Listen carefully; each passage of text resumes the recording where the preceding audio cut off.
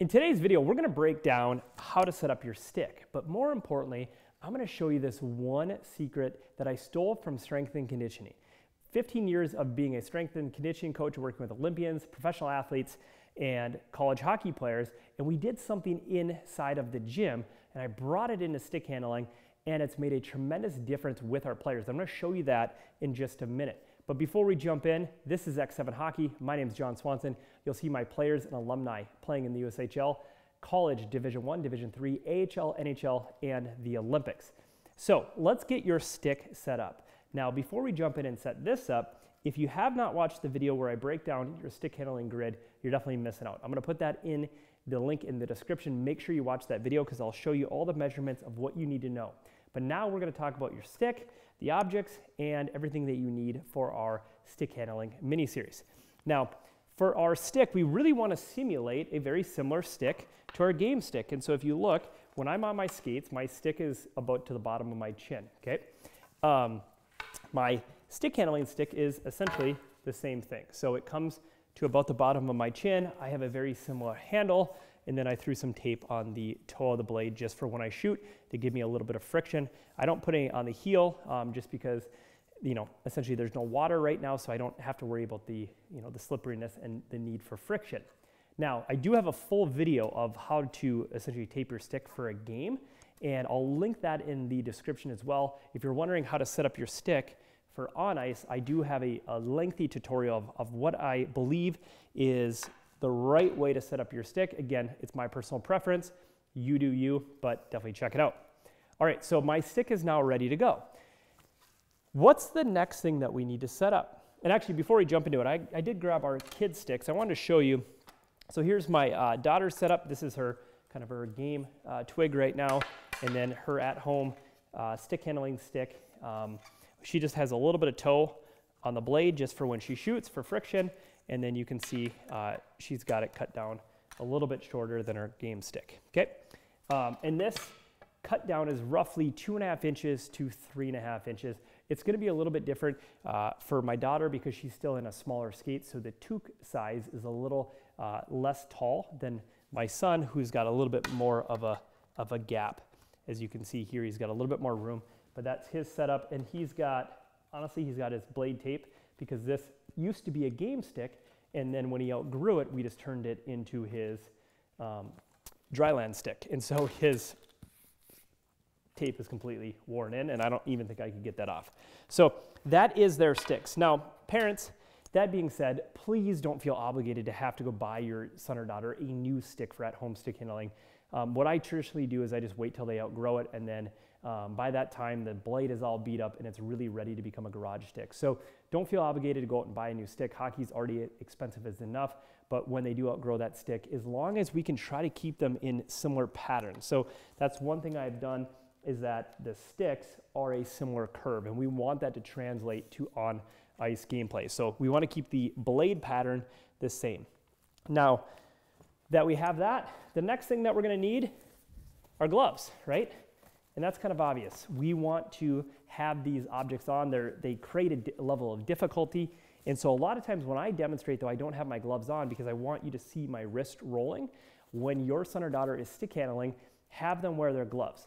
However, if they're brand new, actually don't have them wear their gloves for about the first 60 days so that you can watch their hand position. I'll have a different video that breaks down kind of hand position in stick handling. But again, I always recommend having your son or daughter in their gloves. Now let's talk objects. And I said I was gonna bring up the common mistake that I see a lot of players making. And that common mistake is this.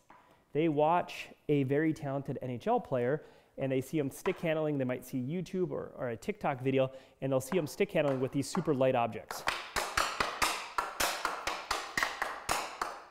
And if we study strength and conditioning, the thing that I've implemented is I actually don't start my players with a golf ball or a speed ball. Instead, what we do is we actually start them with a heavy object. Now, we have two heavy objects to choose from. We have a steel ball, and these things are heavy. And this is from Sniper's Edge, and it is heavy, okay? And I actually think this might be too much for a 8 or 9 or even a 10-year-old. you can definitely get the sense of the weight of it, okay? It's even hard to pick up, okay? I don't recommend this for a super young player just because they're so heavy and they have a tendency to roll, which I'm about to break into, is I want the object to stop. Now, the thing that I do like is these orange pucks I think are great to teach our beginners. The reason why is that they're heavy, okay? They don't slide all that great. And on top of it, when they do stop, they stay. And for our young players, the first thing we want to teach them with stick handling is not how to dribble quickly, it's actually how to perform holds. Just like in strength and conditioning with our players, we have the eccentric, the lowering or the slowing down of an object, and then we have the isometrics, which is the ability to hold. We want our players to develop that muscle memory, and so we want them to hold, hold, hold, okay? And so here's what a progression may look like. There's roughly 3 of them, and then 4th with the eyes. So we have our holds,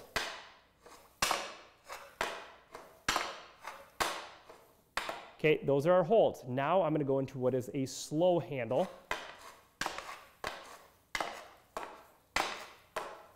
Now I might go into a full speed handle, eyes still down.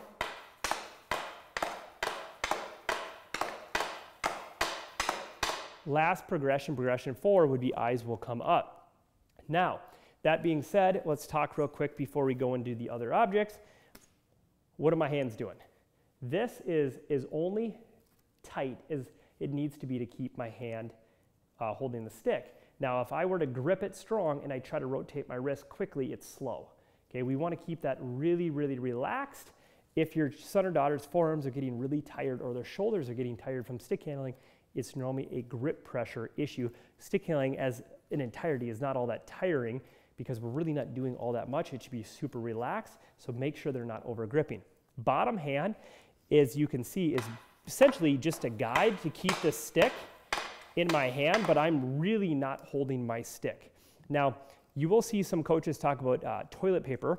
You can slide it on, and the goal is that the player will hold it and they can't crush it. And that's a really cool tip, is that if your player is putting too much bottom hand grip pressure, use a piece of toilet paper, the kind of the brown part, not the actual toilet paper, slide it on and they can't crush it while they're doing the drills, and that will clean it up. The plastic ones, the issue with it is they can squeeze it hard and their bottom hand will still slide, but they're not learning the grip pressure, which is why that was invented in the first place, okay? Now, we have our weighted puck, and when I work with any player and I want to teach them something new, I start with the weighted object and I start with our holds. Then I go into slow, then I go into full speed, and then I go into eyes up. Now, with a young player, I may not be eyes up for a year, and that's okay. So many times people are like, you got to learn how to stick handle heads up. Yes, long term, we want to get there. Short term is we need muscle memory of the positions we need to hit, okay? Now, once we have that done, I want to move into more of what would be something they're going to see or feel in a game, and that's where I use the green biscuit. We can also use, this is the Sniper's Edge version of like how a puck would feel, and again, the balls are great, but if I want to perform holds, they're going to roll on my younger players who may not have that positioning down yet. And so I don't think I totally covered yet, but when I stick handle, it's off the heel. And the reason being is that if you start to stick handle with a puck, which we do on the ice, and we start to work the puck off the toe, we'll get it to roll, okay? And so the reason why I don't love having the stick handling balls, not to say we don't use them, we do use them. Please don't misquote me here. I use stick handling balls all the time, but it's not like the only thing we use because they don't give the feedback of a mishandle like a puck does. And so when we're here, if we get it on the toe, we're gonna get it to roll. And so if you see a player who is ultimately, you know, stick handling on ice and they're dribbling a lot and the puck is rolling back and forth, well, what's going on? If you look, the bulk of the stick handle is being handled on the toe and not the heel. So the reason why I will have them stick handle in the garage with a puck or a biscuit is because it's going to give that feedback.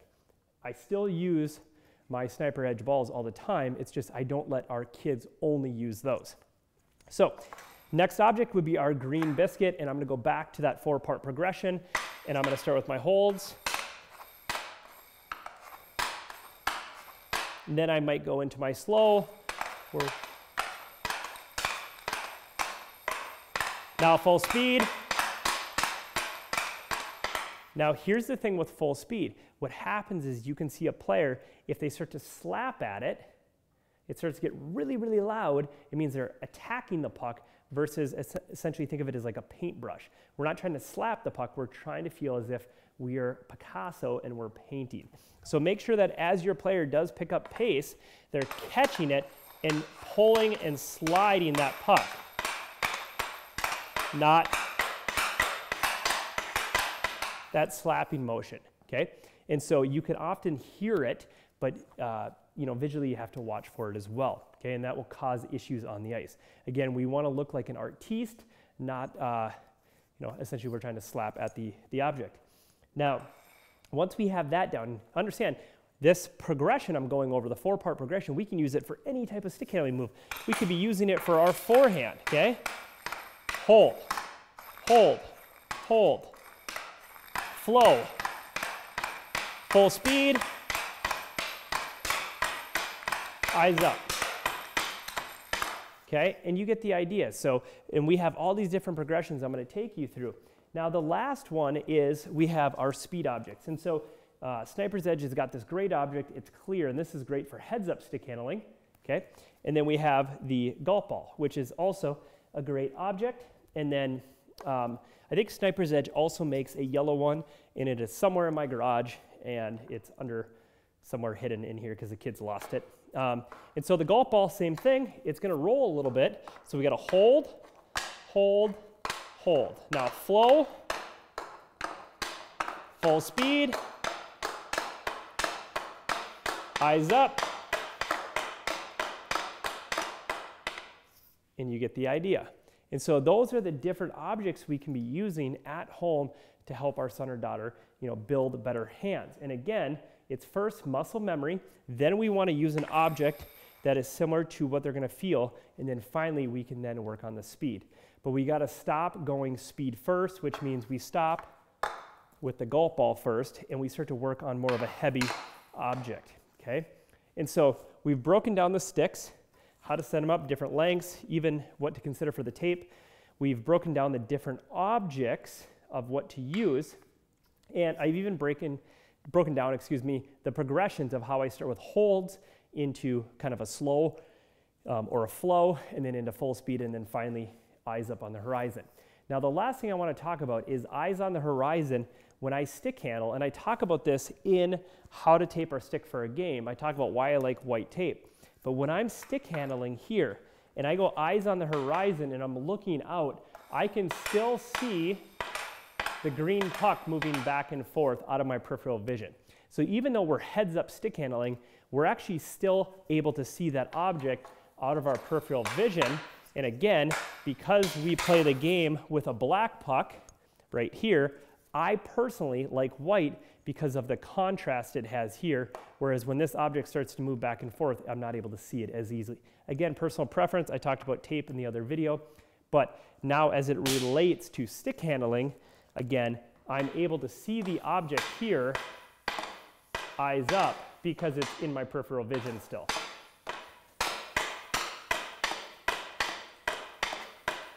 Okay, and that's really everything that we need to get set up. We went over a grid in the previous video, went over how to set up our sticks, we went over the different objects, and why we should be wearing gloves. The last thing I did not cover, and I might as well just address it here, is that when we are stick handling with our children, or if you're doing it, grip pressure is soft here. We talked about that. Grip pressure is soft here, and then we're essentially creating this V, and I'll talk about some different hand positions of how we will move our hand in different movements, but this is that general position. And then finally, our kid's hand position, for the most part, is going to be a minimum width about here. This hand will slide, and sometimes it breaks that rule, but in general, this is kind of that middle position. We're here,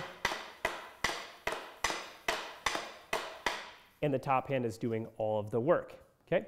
The last thing I didn't talk about is how to set the curve for your son or daughter. If you are brand new to hockey and you don't know which hand they should play, if they write with their right hand, they should be a left-handed hockey player, which is why it's a rarity that you see right-handers in the NHL is because they are naturally a left-handed individual. We have a naturally lefty in our family, so he plays hockey right-handed, and then the other player in our family is naturally right-handed, right-handed, plays hockey left-handed, and the reason for that is top hand is going to be dominant, which is going to be the hand that does all the work in the puck handling. So I think this is pretty intensive of everything that we need to know about how to set up our stick, the objects, the pucks, and that you need your gloves. And now we're going to start to get into all the different stick handling dribbles, the reaches, the pulls, the fakes, and we're going to get into our stick handling mini series.